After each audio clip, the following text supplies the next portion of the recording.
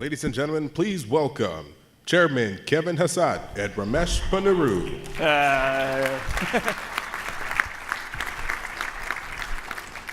So Brooke is so inspirational. I know, It's such a pleasure, follow. right? Just listening to her. It reminded me a little bit of that speech that John Belushi gave at Animal House, right? I was ready to charge out here. It's a good morning wake-up speech. Kevin is a longtime friend of National Review. I've gotten to the age now where I don't introduce anybody as being an old friend because it has too many meanings. Yeah. Although I've noticed your contributions to National Review have fallen off lately. They have, yeah. We should work on that. So the CEA, is it fair to describe it as a kind of in-house think tank for the White House? Is that? Yeah, that's exactly right. And the National Review thing is actually a funny story, which I don't know if you know, but I was very humbled by it because I went to Swarthmore College, a pretty liberal place, and I was a very liberal guy. I came from Massachusetts, of all places, right? And my college roommate subscribed to National Review. And back then there was no internet, no nothing, right? And so if your roommate had a magazine, you read it. And so I started reading National Review, and it just fundamentally changed my life. Well, fast forward about a decade, and Rich Lowry called me up and said that Buckley has this view that the National Review should start with this really cool chart. But he never did it because he couldn't find anyone who could make cool charts. But he thought that there was a chance I might be able to make a cool chart. And would I please write like the first piece that happens when you open up National Review? And of course I was so humbled that they thought that I might be able to do it, but then I did it for about 20 years, right? And we shared that spot, me and Jonah, all that time. I am so glad that your roommate did not subscribe to The Nation. History could be very different if. And my roommate became a White House press corps member. Great. Well, But we so keep not that always happy secret. We keep that ending. secret, yeah. So I'm not going to ask you for stock tips, at least not in public. What's your assessment of where we are with this economy? Right. Well, I think that when historians look back at 2016, then they're going to see that there were two candidates out there that had a message for, basically blue-collar America. There was one message that was basically that, well, sure, you lost your job, sure, your factory's closed, and sure, there's a lot of despair in your town, and folks, are getting addicted to opioids and all that kind of stuff, but, that's just the new normal. That's what you could expect. It's not our policies. President Obama's policies were awesome. They had nothing to do with this. It's just like this exogenous thing that affects the whole world. And then there was this other candidate that said, hey, if we change policy, there's hope. Let's work on this together. And I know he said a lot of other things too, that candidate, but that message of hope, which he delivered on in the sense that President Trump went into office. He stayed focused on the policies that would revive those places. And if you look at the data, there's something going on here that everybody thought was impossible. And we could go through like the manufacturing jobs down a couple hundred in the previous 8 years, up about 500 right now. Blue collar wages growing the fastest we've seen in 20 years. My favorite fact is that the bottom 10% of the wage distribution, so those are the people that are lowest skill and maybe most respond to favorable news in the sort of manufacturing sector because they're goods producing jobs that pay people a lot if they can run a machine and stuff. The bottom 10%, their wages last year grew 6.5 percentage points. 6.5 percentage points, and there's no decile that grew faster than the bottom 10%. And so when I think that about where we are as an economy, there's an enormous amount of momentum that's coming from the income growth, but also I think that just like historically, because it's the kind of big satellite view historical perspective that the National Review has always focused on, going all the way back to the beginning with the discussion of socialism and capitalism and so on. So the big story of the last 2 years, and the story that they'll write for 50 years, is that President Trump offered hope to people who were told to be hopeless, and he delivered. And the momentum from that is still carrying forward. So how much does the tax cut have to do with this economic success? I mean, if you read the critics, the tax cut was just basically a transfer from the Treasury to rich people and large corporations. I take it that's not your view. Yeah, but it's also the case that people use the word science denial a lot. But if there's anyone out there that's willing to go to the blackboard or sit in a seminar room and try to make the case that the tax cuts have had no positive effect on the economy, then I'm happy to face off with them in front of whatever audience they're willing to face off in front of. Because the fact is that there's this massive literature that I reviewed in a really long and boring lecture at the American Economic Association meetings in January that shows that tax cuts that were designed the way ours were designed should increase GDP growth by, last year they should have increased it by about 1%. At the beginning of the year, our forecast started with a baseline forecast of about 2%, and then we got up to a forecast of 3.1 for 2018 based on a massive peer-reviewed literature that showed, with careful mathematical modeling of the tax cuts, that showed that we would get to 3.1% in 2018 if the tax cuts were passed. And the advance GDP release had 2018 at 3.1. The number that we got this week revised it down to 3, so I'm off by a tenth. But that's not a statistically significant error, and the fact is that then you could sort of say, well, sure, maybe the tax cuts are going to affect GDP, and then you got lucky, GDP's 3%, but the model tells you that the effect is that this thing is going to go up by this much, that thing is going to go up by that much. Capital spending, for example, should go up by 9%. Capital spending went up 9%. It was just so the model actually got the economy right, and it's not because the CEA is brilliant, it's because economics has become a science. And there's all this latest work that allowed us to model the tax cuts. And so against that backdrop, you'd think what would be going on would be that economists would be celebrating the sort of victory of their science.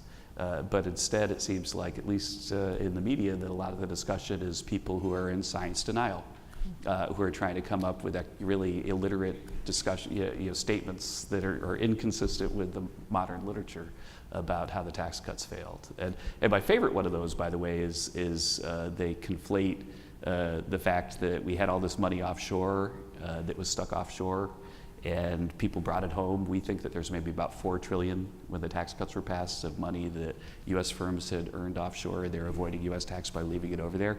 That there's like this one-time shift of all this money offshore back here that people are using for dividends and repurchases. But then there's the permanent shift of the cost of capital is lower and we're going to get all this investment. And so people conflate that and say, oh, the tax cuts just led to repurchases and stuff like that. And it's just really not a serious argument. Right, the sugar high argument. Yeah, the sugar, so think about it this way. First, if you Google it, there is no such thing as a sugar high. It actually, just if you eat a lot of sugar, you're not going to get high. Ramesh. You sound like you're speaking from experience, Kevin. No, I Googled it. But the fact is that a sugar high is just you spend all your money on Twinkies, and then your money's gone, and you're fat. And you're pretty upset about it, and you're sorry you did that. Right, that's what a sugar high is. And don't forget that the people who are saying that we're on a sugar high in the economy right now said that the tax cuts would have no effect on the economy. So that when we passed the tax cuts, they were saying, oh, well, it won't have any effect on the economy. So now we've got a booming economy, and then, oh, it's a sugar high. But it's not a sugar high because what happens is we build factories. So it's not like we bought Twinkies, right? We bought machines and buildings and put people to work, and now those factories are turning on and they're producing output. And so, it's not a sugar high, it's exercise and vitamins and so on. But the sugar high argument is kind of hysterical. But I think that there's a one-to-one mapping of the sugar high argument to people who said the tax cuts would have no effect. As you could go back and look, it'd probably be worth a Ramesh article. So what do you see as the threats to this economy? I have one serious threat that we're following closely now, which is just that a big chunk of Europe is very close to being in recession. And parts of Southern Europe have financial situations that are sketchy. And that kind of thing at times can spin out of control, as we've seen in the past. And so we're watching it closely. We think that things are contained, but Europe is very close to recession. As is, in China, a recession is, they grow faster than we've grown in 20 years, but still in China, their growth is very disappointing. So I think that that's like an immediate risk. But I think that really the biggest risk is that if you're building a factory right now, then you don't want to, you're not thinking about just the next year, right? You're building a factory for the next 20 years or the next 10 years. And we've seen a massive response, if you go back to the election, a massive response, positive response to this idea that the war on business was over, that we're going to start deregulating, we're going to be an attractive tax climate and so on. And so then all of a sudden, factories started to go up again. If people think that those policies are going to be reversed and reversed soon, then they should stop investing now, right?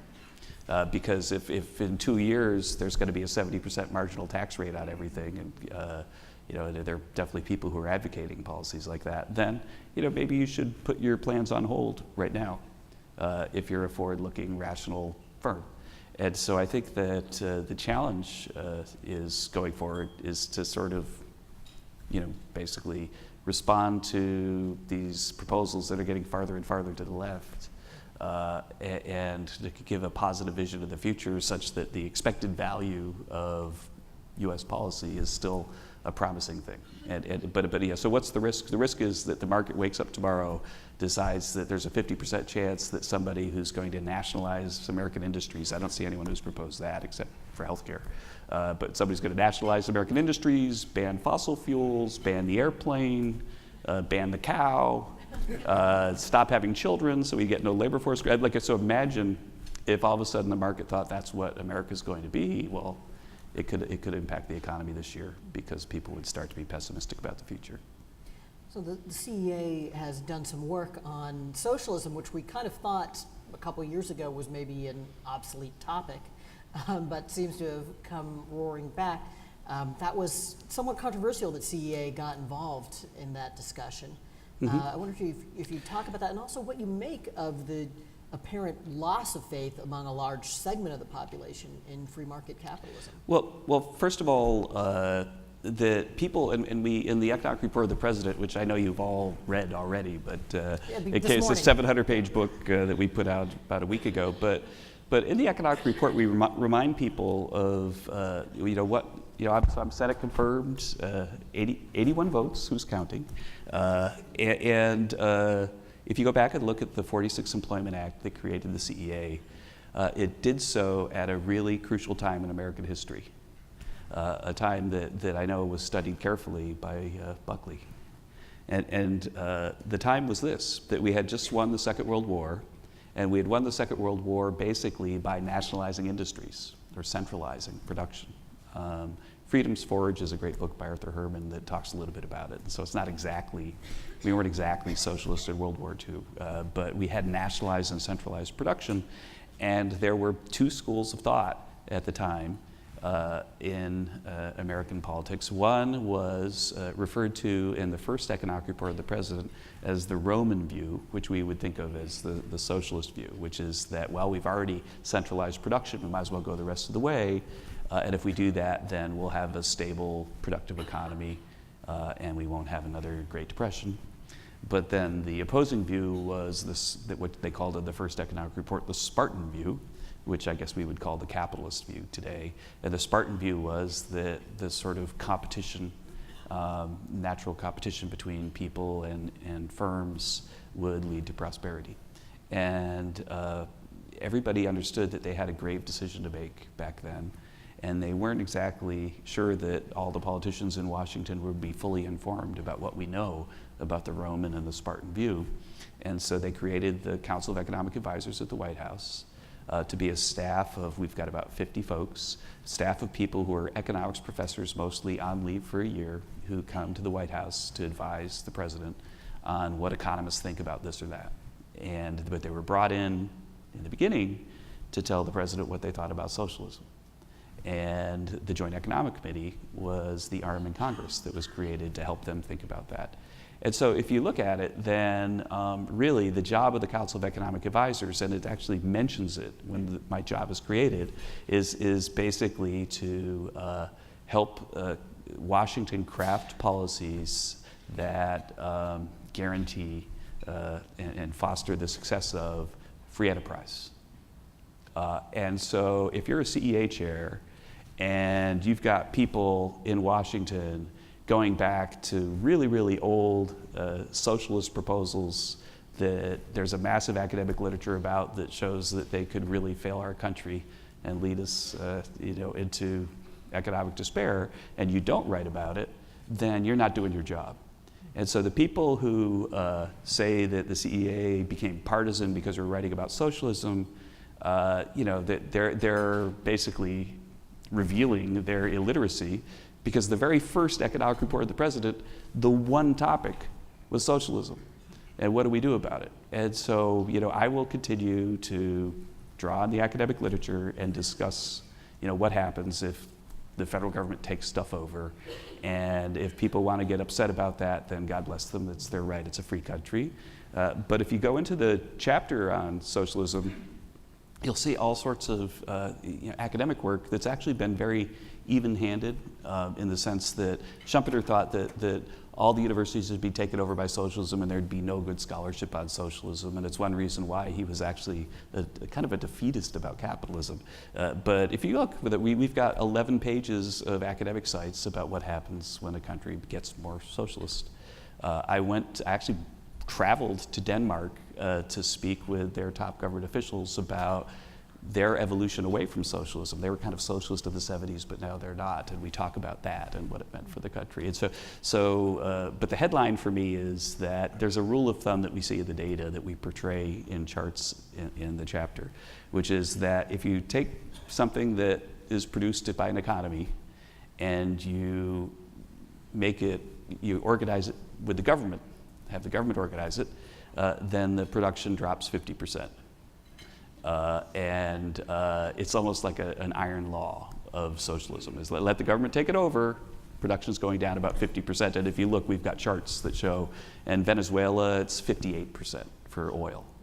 But it really is the case that this is something that the CEA was founded to do, and I'm, as you can tell, emotional that I have to do it. So. This is Kevin emotional, by the way. Yeah, that's right. Yeah. thank you, man. Just rage, really. Yeah. So when I asked you about threats to the economy, you immediately went to the international context. Mm-hmm. Now, a lot of people have expressed concern that trade conflict could become a problem for the global economy mm-hmm. and for our economy. Is that something that concerns you? I think that the president, I'm going to rewind, just go back a little bit further. There was this time where I was, it was that presidential campaign. So I was one of John McCain's top advisors. And I was at an event with Austin Goolsbee, who was President Obama's campaign top advisor. And I forget exactly what the event was, but it could have been at Brookings. We were talking about the economic plans. And then Austin said, either on stage or backstage, but I'm praising Austin, so I think it's okay to reveal this. He said, when economists model trade, then it's just like free trade is just like a feature of the model that you could describe in a sentence. But if you look at free trade deals, there are thousands and thousands of pages. And so like the actual trade that exists in the real world is way different from what economists think it is.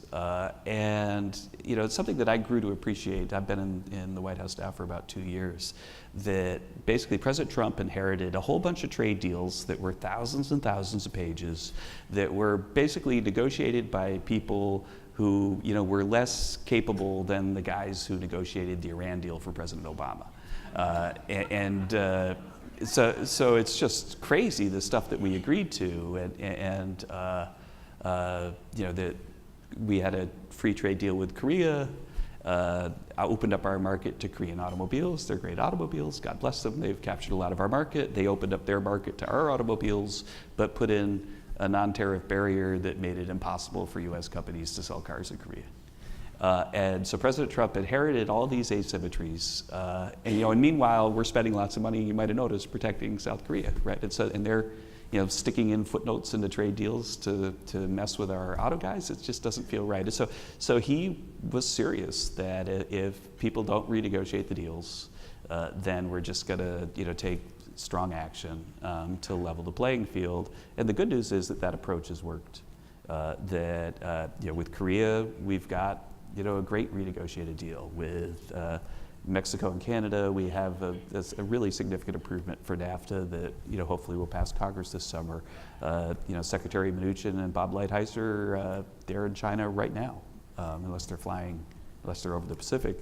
But those talks have really advanced tremendously, and everything it's not about disadvantaging our friends and partners. It's really about leveling the playing field. And I think that lots of other presidents probably wanted to make progress on that, but they haven't had success. President Trump has had success. You could already see it with the Korean deal and with the USMCA deal. But we're extremely hopeful about the progress we've made in the talks with China too. Those we'll see how that goes. But so when I talk to your colleagues in the administration, particularly about China, some people seem focused on getting the bilateral trade deficit down. Others seem more focused on things like intellectual property theft. What's the overarching objective of those negotiations? Here's the basic thought that you need to have in your mind. Well, first, the negotiations have lots of objectives, as all negotiations do. But the basic thought is, if you want to think about the relationship with China, is first the CEA put out a report where we studied the forced technology transfer and intellectual property theft that was well documented that they're engaging in, and put the numbers in the many hundreds of billions a year of damage that they're doing to us. But the forced technology transfer is basically, think about it like this. So Ramesh, let's say he invents the best widget of all time, and he wants, and it's, everybody wants the widget, and he wants to sell it in China. It turns out there's a lot of people in China that we're going to really enjoy his widget. And then the Chinese government basically says, well, sure, you can have your widget, but you need to make it with a Chinese partner that owns half the equity in the Chinese sub. And then when you do that, then your Chinese partner immediately knows your intellectual property. And before you know it, then that Chinese partner has ditched you, and they're making it themselves, say. And so if you look at it, then here's the interesting thing you need to know about the Chinese data. If you look at the total amount of stuff that we sell to China and the total amount of stuff that they sell to us, it's not that different.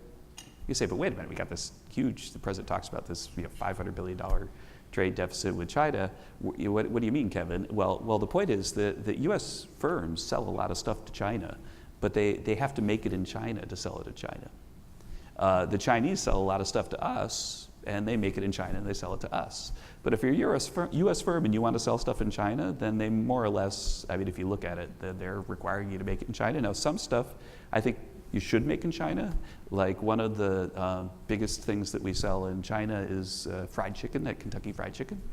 I'm not saying we should make the fried chicken here and ship it over to China. I probably wouldn't, but there's a lot of stuff that I think is that way because of non-tariff barriers, and so there's a lot of room for progress that would impact the trade deficit and reduce. But it would involve also this like Ramesh's widgets shouldn't have to have a domestic partner in order to operate there, right? Thank you for looking out for me. Yeah, I am.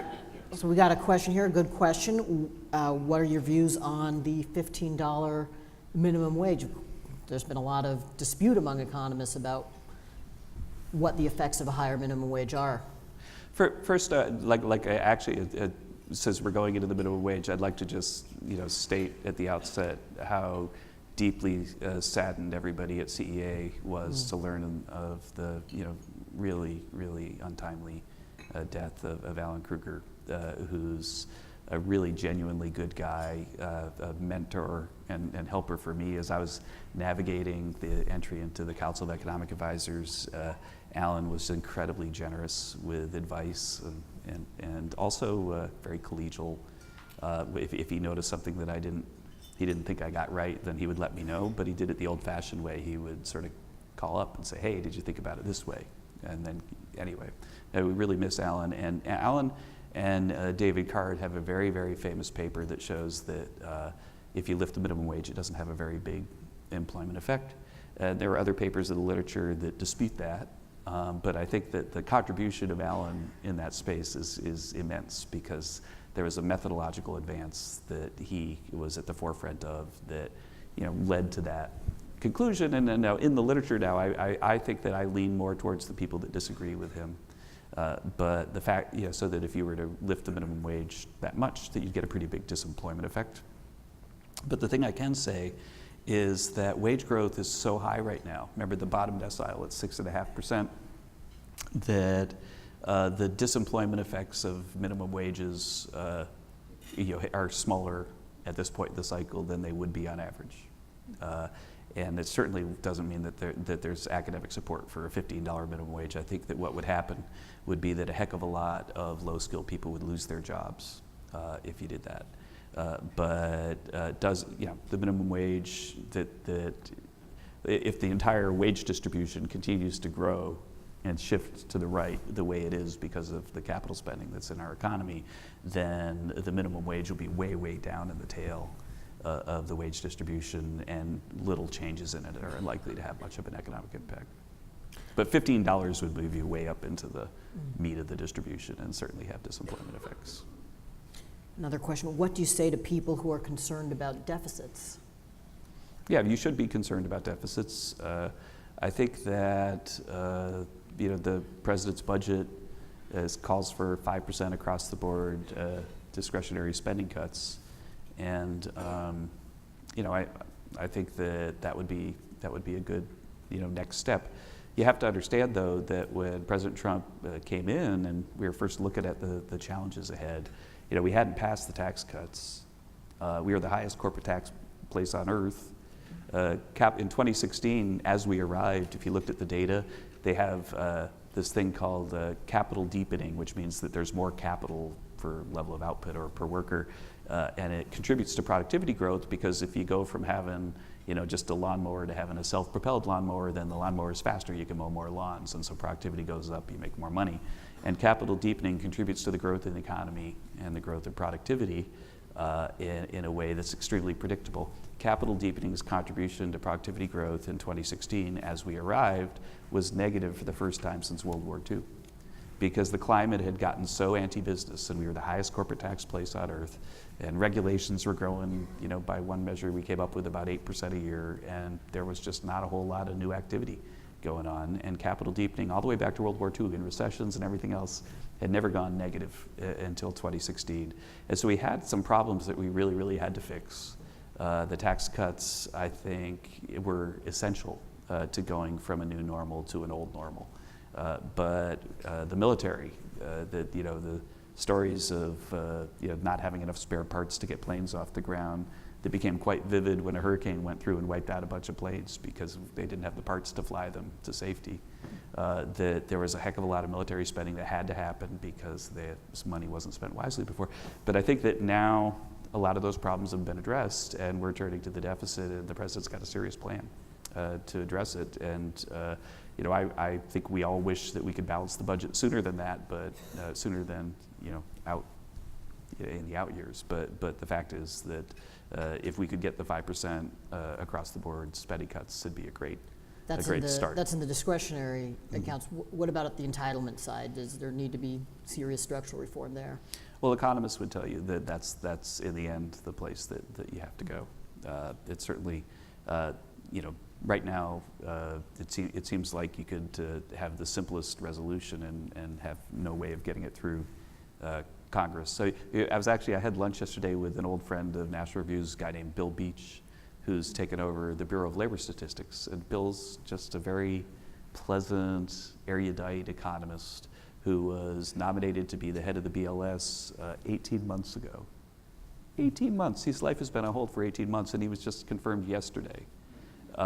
It's terrible. I mean, thank God he's confirmed, you're right, but the point is so I think that an entitlement reform. He's a patient guy, Bill. He's a patient guy. He actually is. But it's I think that the idea that we would legislate entitlements in the next year or two is pretty far-fetched. So no hope on that front for the time being. It feels that's a safe call. Yeah. So we've got We've got 1.5 minutes left. I did want to touch on something else that you've written about, also controversially. People do not like hearing that the poverty statistics have gone in the right direction over the last generation or so. It was actually one of the things that I found most interesting was that, we put out if you go back and read Lyndon Johnson, who actually cared a lot about poverty, you might remember, but also wrote very informed, smart things about it. And if you go back and look at the war on poverty that he declared and then try to come up with a scorecard for how are we doing, that the official poverty numbers are not much help, and they look like we haven't made any progress at all. But the official poverty numbers exclude all of our poverty programs. So imagine if you're trying to track, well, how are we doing with poverty, and your measure of poverty doesn't account for the fact that there's food stamps. It's kind of a stupid thing to do, right? And so what we did is we went back, took Johnson seriously, came up with a poverty measure that included our poverty programs, and found that, and this was the sentence in our study that caused so much controversy, the war on poverty is over, and we won. And if you look at Lyndon Johnson's own metrics of what we ought to accomplish with the war on poverty, that we've done that. But the war on self-sufficiency, or war for self-sufficiency, is the next thing that we have to focus on, because it's one thing to lift people out of poverty, it's a good thing, but to let them be self-sufficient, to help them be self-sufficient, is something that Lyndon Johnson said we need to focus our policies on. And we're not doing a good job of that because right now, I know we're actually 20 seconds over, but right now our anti-poverty programs are, for the most part, they don't have a work requirement. And so people, most of the welfare payments in the US go to people who are able-bodied and working age. And we think that if you look at Arthur Brooks's work, that if they become self-sufficient, then their lives are much more fulfilling for them. They're much happier people. The happiness about doubles if you go from being dependent to being self-sufficient. And so we think that there's a huge policy opportunity in a humane way to move towards self-sufficiency. But yes, the idea that capitalism fails, that there's this misery everywhere, there seems to be a high demand for that view, but it's not one that's consistent with what we see in the data. So we're flashing red. I don't want to find out what Lindsey's going to do to us if we go any longer. So I think we know. Please join me in thanking Kevin Thank Hassett. you very much. Great to be here.